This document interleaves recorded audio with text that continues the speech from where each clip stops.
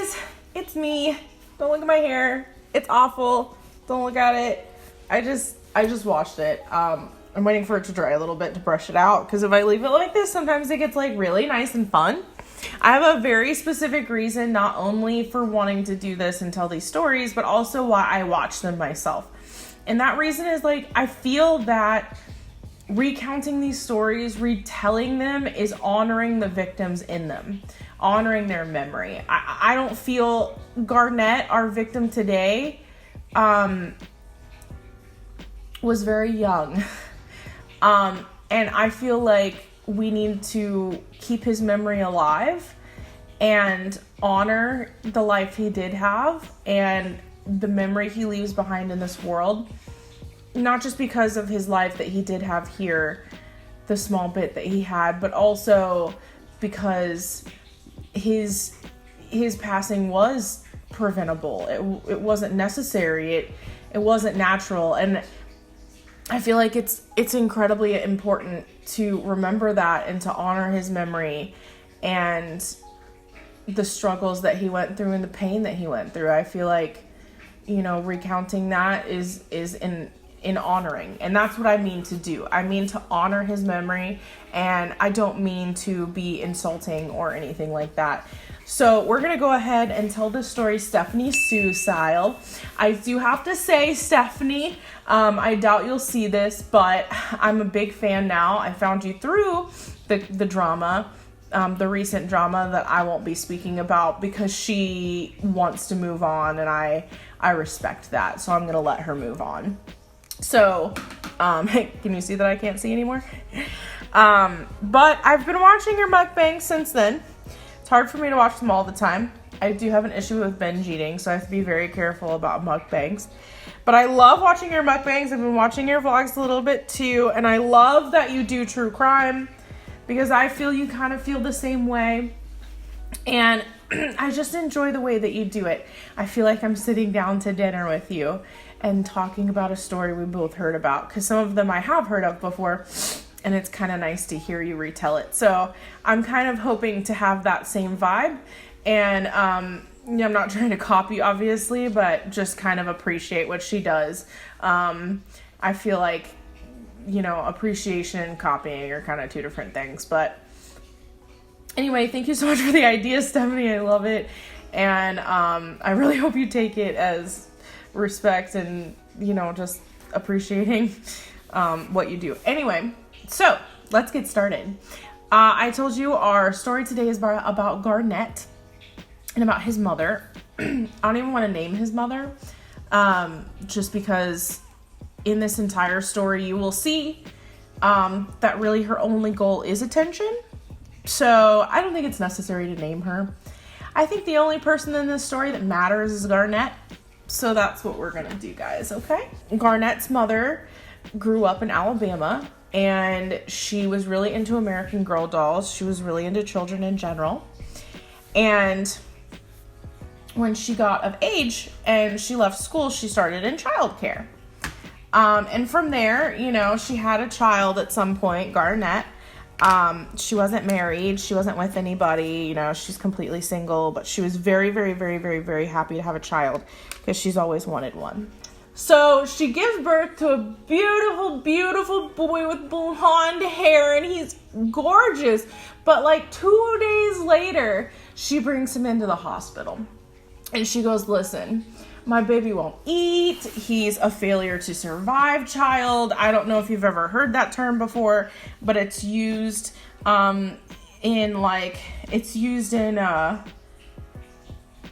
it's a medical term within like OBGYNs and stuff used, just pretty much meaning that the baby just doesn't want to eat, doesn't want to get well, has infections, has a lot of health problems, and they're just not going to thrive naturally on their own.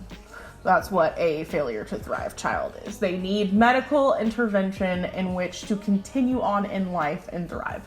At least at this stage. That might change over time. They might get better later, but at this stage, they're a failure to thrive. They can't do it on their own. They need intervention. So she took him to the hospital, said he's a failure to thrive child, and he won't eat, he won't do this, he won't do the other, he's so sick, he has infections, it's terrible. And they're like, oh no, oh my gosh, let's help your baby, obviously. So, you know, they do a bunch of stuff for Garnett. They do tests, they do this, that, and the other. And then at some point, hardly covered it all, but whatever. And then at some point, she goes, I want a feeding tube put in him.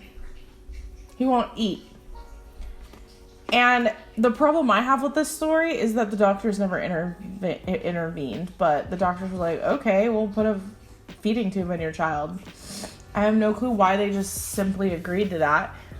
That drives me nuts. It drives me nuts to this day that this little boy had to perish and no doctor ever intervened for him. So, anyway, they put in a feeding tube. The feeding tube turned into not just a feeding tube, but also closing up,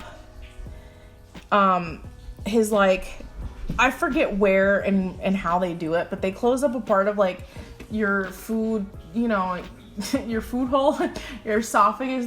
They close off a part down here so that you can't throw up. Like, there's no way to regurgitate. They close up that tube. Can you not? They close up that tube that allows you to throw up. So they closed it up. He's no longer allowed to puke.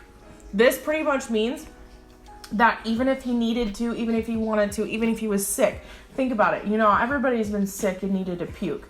He is physically not able to. They have sewed the tube shut. It can't come up.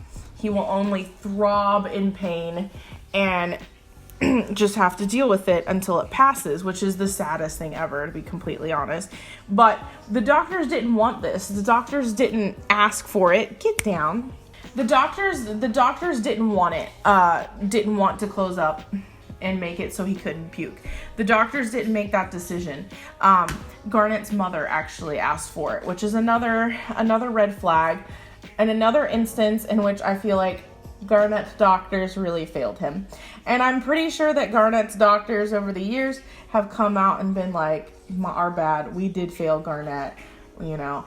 I'm not completely certain of that, but I feel like there might have been apologies because it was just ridiculous. So after a while, you know, life goes on and Garnett grows up and he's around 5 years old now. And his mom goes, he's still failure to thrive. He's still not doing well, yada, yada, yada. He's still so sick, this, that, and the other. I want to find a cure. So she's like, I'm going to go move to Florida. So she takes her son, Garnett, and she moves to Florida. And she's like, well, hopefully here the doctors will be able to find something. But when she gets there, she decides, I'm not going to deal with doctors anymore anyway. Even though I said I was coming here to find a cure, I'm just going to do holistic medicine. She was like, holistic eating, holistic medicine. She was like, that's it. That's our end all be all. That's our cure. She's like, let's go join a holistic society. And I honestly did not know that these were a thing until I watched this story the first time. The holistic community pretty much means it's like a neighborhood. It's like not a compound. It sounds cultish, but it's like a neighborhood, like a suburb or whatever, like a little cul-de-sac. That's a better word, cul-de-sac. So it was a cul-de-sac of a bunch of neighbors. They're all holistic. These days we would call it crunchy moms. But they only believe in holistic medicine. They're on the high spectrum. There's spectrums of crunchy moms and holistic living. I know personally from experience, from my own friends. I've lived holistically before. It's a great way of living, but there's definitely a scale to how crazy you get when you live that life. And I believe the community she joined was pretty far on the scale from what I'm understanding. So she joins this community and she's like, I'm going to be a crunchy mom now. Obviously, shouldn't say. I don't think that term was a thing before. She's like, I'm going to be a crunchy mom now. And this is what we're doing now, Garnett. You're going to eat these things. We're going to make you healthy. But for some reason, according to her, Garnett is still failure to thrive. He's still very sick. There's no cure. She doesn't understand what's going on. Like, according to her, Garnett is not okay still. Funny thing is, according to all her friends and all the other people that have seen Garnett, Garnett's fine. There's even reports to, you know, her friends that would take Garnett out to dinner and stuff with their kids, you know, like Garnett's friends, because he was old enough at that point. He was like 5, 6.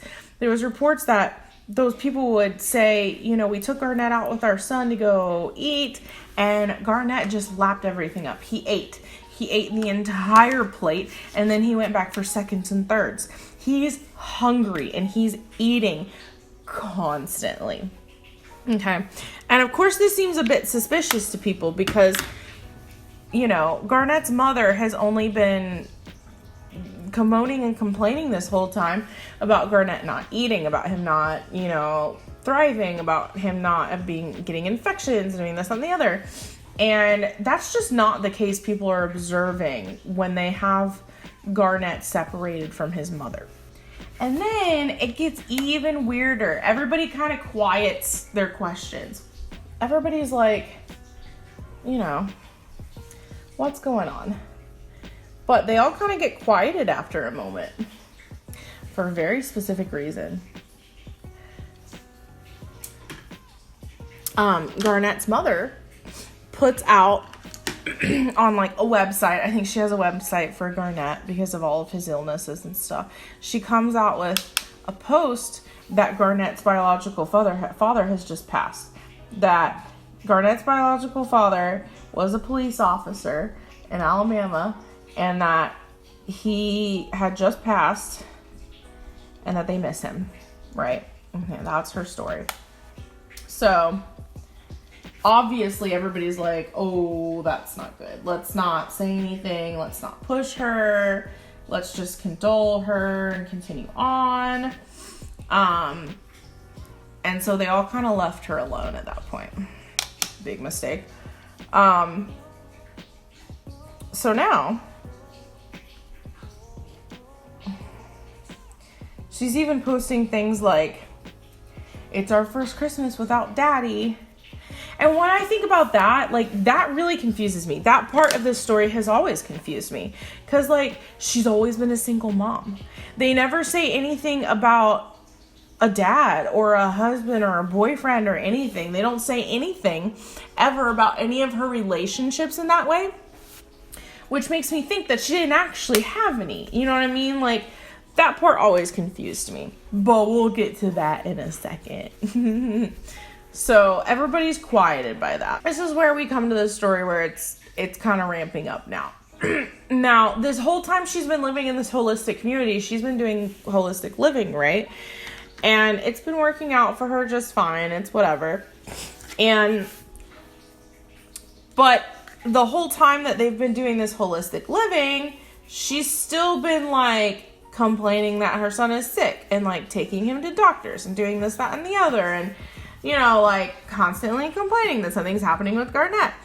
Poor little Garnett comes down with a fever and a really bad fever and, like, a headache and vomiting. And she takes him into the hospital. Okay, this is where things start ramping up. And she goes, he's been having seizures. You know, like, it's really bad. Things are getting bad for him.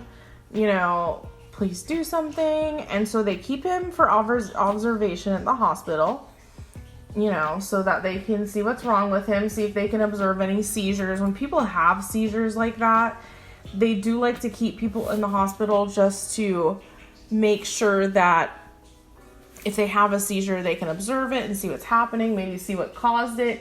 Seizures can be caused by so many different things that even though the seizure is incredibly dangerous, it's normally way better to observe one within a hospital so that you can kind of tell the underlying causes that, you know, that's the reason that you're having the seizure. Because then they can do something about it. They can't really do much until they know why you're having seizures. So they keep him there to watch. And after like a day or so, after a couple of days, no seizures whatsoever. They do a bunch of tests and they find that Garnett is the picture of health, which is nuts to me. I mean, just the picture of health. And this is the point of the story where I'm like, if he's the picture of health and she's saying all these things, what are you guys thinking? Like, he has medical history and stuff like that. Like, if you're doing tests and he's just perfect health, then why isn't this sending up red flags? He's in his hospital bed, totally fine. He's about to be released. The doctors are like, give us a second. We'll release him in the next hour. I just want to double check. You know what I mean? And she's like, okay. And like, just as the nurse leaves the room, Garnett, a couple minutes later, takes a turn for the worst. An absolute turn for the worst. And after just a little while of the doctors fighting for him and trying to keep him safe, Garnett was proclaimed brain dead. Which is, he ended up on life support, brain dead, and honestly, for a child, there's not really much you can do after that. That's kind of your point of no return. And it happened all in an instant, pretty much. And it happened really for no reason, from what the doctors can tell. They can't really understand why this is happening. So they decide to call the police when Garnett goes brain dead, after being just fine, after all of their tests have proved that he's a normal boy, that there's nothing wrong with him, that he's the picture of health, and he just suddenly, up and is brain dead now. And they're like, something's not right. Something just doesn't feel right. So thank goodness this hospital finally calls the police. And in the interviews and stuff, they say the buck stops with New York, pretty much, which is wonderful. Thank you, New York, for doing that. I'm very sad and disappointed that the other two states that she had been in could not do that for Garnett before and saved him. But thank you, New York, for finally figuring it out. So the police are called. The police come by and they interview and they do this and the other, and they check everything. Tests are being done on Garnett to see why he's the way he is. And it turns out that Garnett has sodium poisoning. Now, I don't know if you guys know about sodium poisoning. It's actually not as rare as it should be with children. Especially because children are obviously much more sensitive to things than adults are, and they have to take much less sodium in their body to have sodium poisoning. And if you didn't know about sodium poisoning, actually having too much salt could kill you. I mean, seizures, headaches, vomiting, everything that he had, every symptom he had, sodium poisoning. Okay, guys, that's just how it presents itself. That's just how it works out. So they're like, okay, something's wrong. He's got a crap ton of sodium in his body, and he's throwing up, he's vomiting. Now he's brain dead, lying in a bed, soon to perish, which is absolutely awful. And I hate it for that little boy, because sodium poisoning is not a good way to go. Sodium poisoning is painful and very just sickening, and it's not something you want to go through. Let me just say it that way. And I'm so saddened for that little boy, because he did not deserve the torture that he went through. And that's another reason why I refuse to say his mother's name in this video, because she did this all for clout, as we say these days. There's actually a medical term for it. And that was the first time this medical term was brought up with some of the detectives that were on the case. And that term is Munchausen by proxy. And I honestly don't know where they got it. I never do this. I the same, and I hate it. I'm not sure how they got the name. but it's called Munchausen by proxy, and it pretty much means it's a mental illness that pretty much means that the caregiver or the mother or whoever's caregiving for that child will purposefully make their child sick in order to gain attention and sympathy, because the caregiver craves that attention and sympathy. That's exactly what Garnett's mother had. And it's kind of funny because I would think that you would want to claim that, and I think that you'd want to keep that as the thing that is wrong with you, because, you know, mental illness in this country can save somebody from the death penalty and can save somebody from going to prison for a very long time, because mental illness is looked at differently in a court. If you can prove that you were mentally unstable and that's the reason you did what you did, most of the time you can get into places that are like mental health facilities and stuff like that. I mean, they're still not fun. It's still a punishment. You're still not free. It's not as bad as prison, though, especially when you've killed a child and it's your own child, okay? She's going into a female prison. Can you imagine how those females are going to react to her? There'd be much less worry about consequences when you're already there. You know what I mean? Anyway, it's neither here nor there. The story gets crazier. So,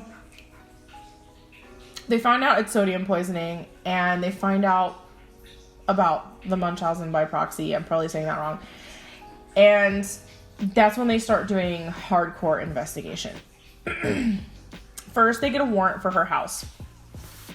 And at her house, they find a feeding machine. Because remember, Garnett has a feeding tube. And his mother is the one that requested that feeding tube. The doctors never wanted to put it in him. So, he has a feeding tube. So he has a feeding machine at home that he has to use. They find the machine for the feeding tube. And they find the feeding bags. And they decide to collect them for evidence. They find all of that stuff. So, of course, they do testing. But before they do testing, they realize something really sad and awful. They realize that the feeding machine's here, you know, set up to feed Garnett. There's a table right here next to it. And amongst his 6 or 7 medications, like right in the middle of the table, in the middle of all the medications that she's already told the officers that he uses, is a container of sea salt. Now, the police first really got suspicious about her due to something that happened when they first spoke to her. Because they had interviewed her before, and she seemed like a perfectly normal mother. Because to everybody, she seemed very caring and loving, like a perfectly normal mother. People with Munchausen by proxy can get away with it for a very long time because they do love their children. That's the thing. They do love their children a lot of the times. And they don't really realizing what they're doing when they're hurting them. It's a mental thing. It's a mental illness. It's hard to see and find. So the officers kind of realize she's lying when her father comes to obviously take care of her after Garnett is brain dead, or goes brain dead. And the police come over and they say, you know, we're sorry for everything. And then they say, we're sorry for your loss for Garnett's father. Because remember, she had told the story about Garnett's father being a police officer in Alabama or whatever.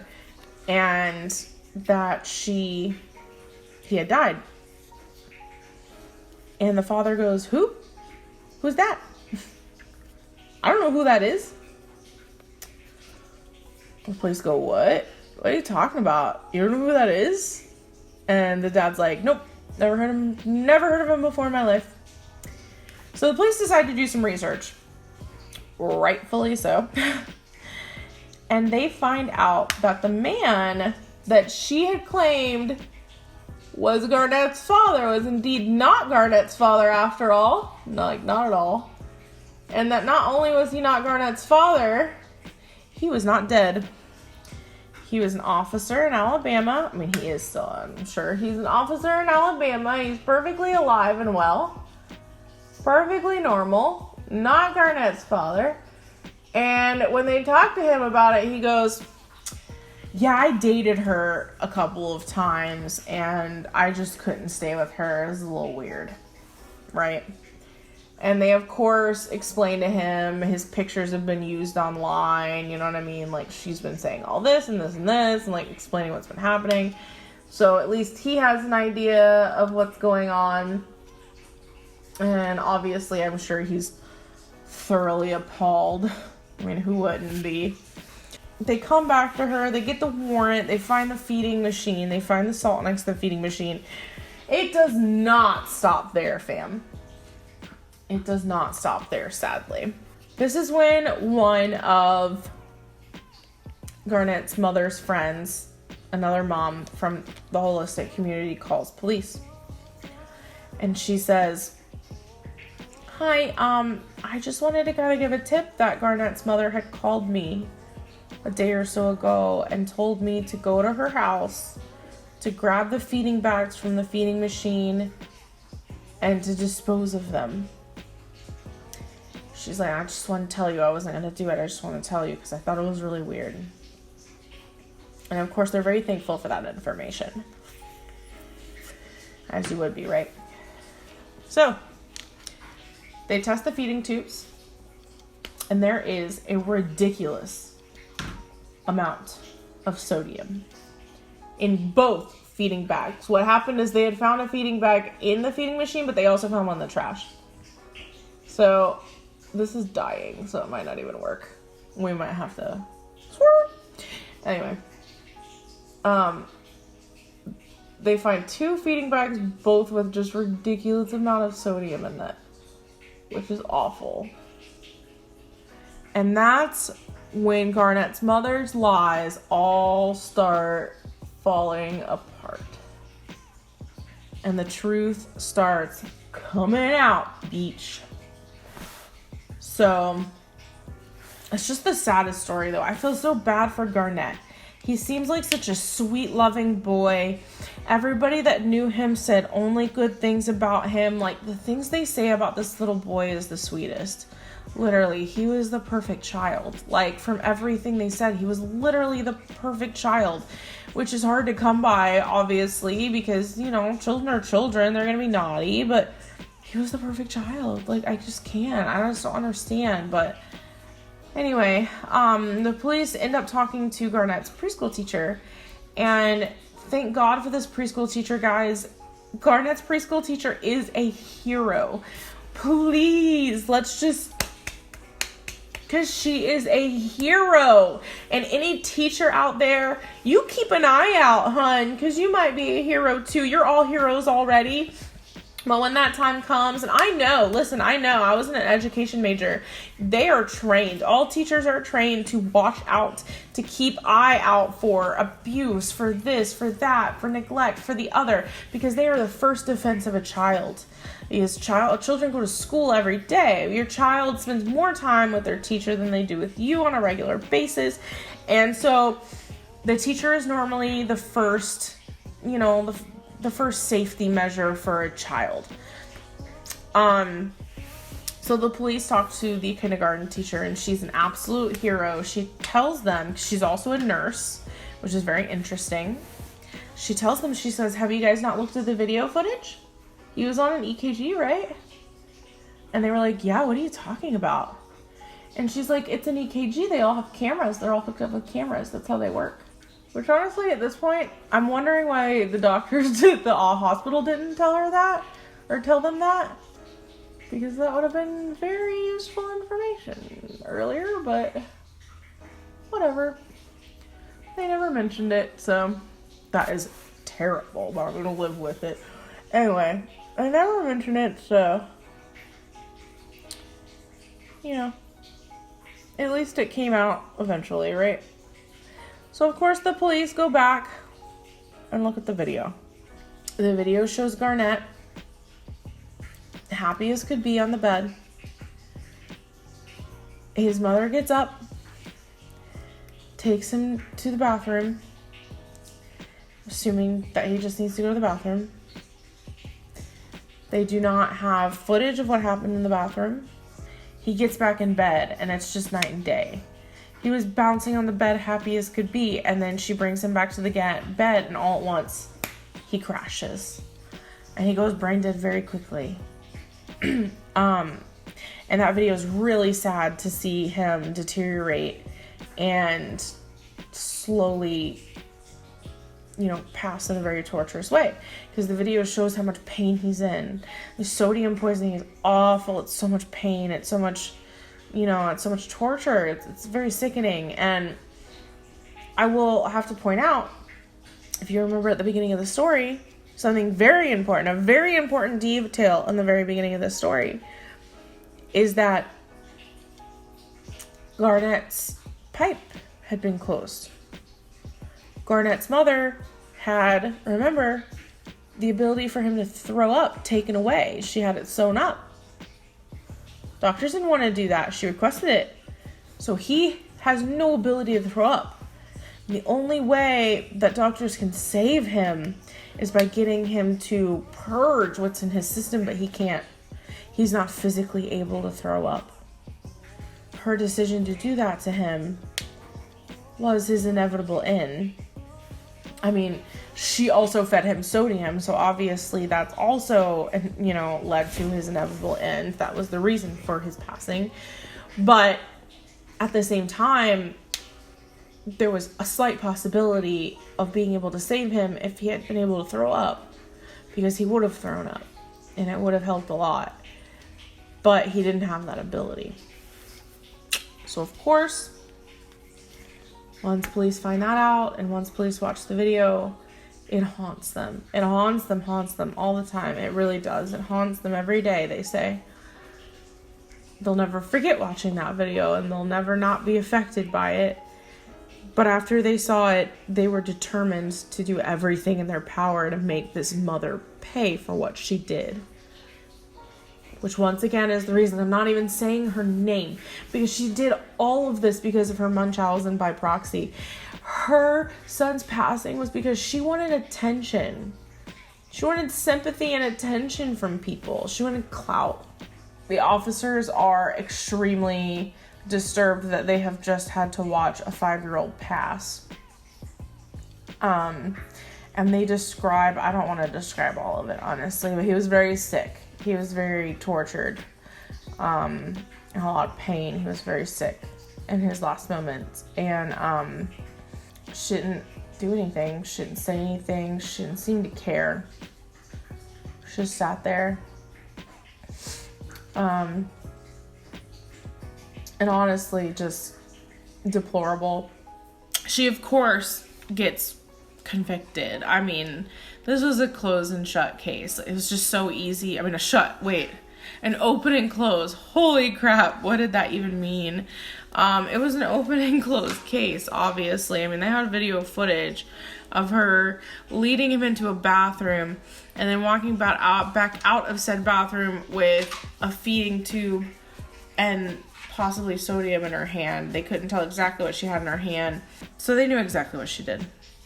They had video footage of her getting rid of her son.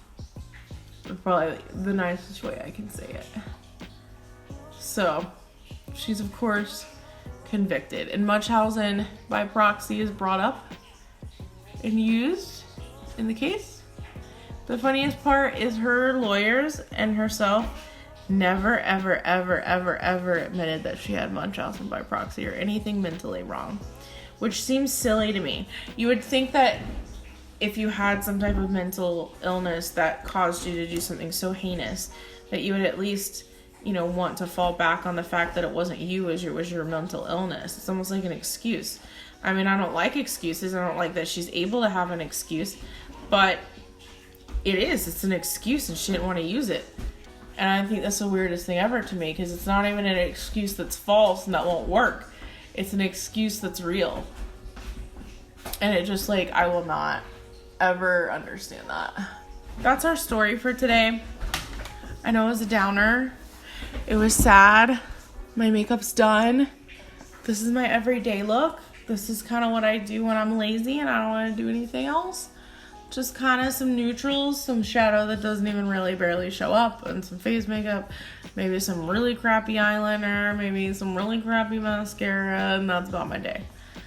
It's about the worst makeup you could possibly put on, but that's my life. So that's what I do. Anyway, this is where I'm gonna end things today. I hope you guys have a great day. I hope you guys not enjoyed our story necessarily, but listened and really absorbed it all and honored Garnett's memory with me, because I really do think that he needs to be remembered for the little boy that he was. You know, he was all, like I said, he was always described as the sweetest, the best behaved, the best little boy, and I just want us to honor him and his memory by telling his story. So thank you so much for listening, everybody, and I hope you enjoyed. I know this was crazy, but terrible makeup, I know, but at least the story was interesting, right? So, thank you guys so much. I love y'all. Y'all are awesome. I love to see you guys. I'll be streaming as well. Check out my Twitch. Like and subscribe.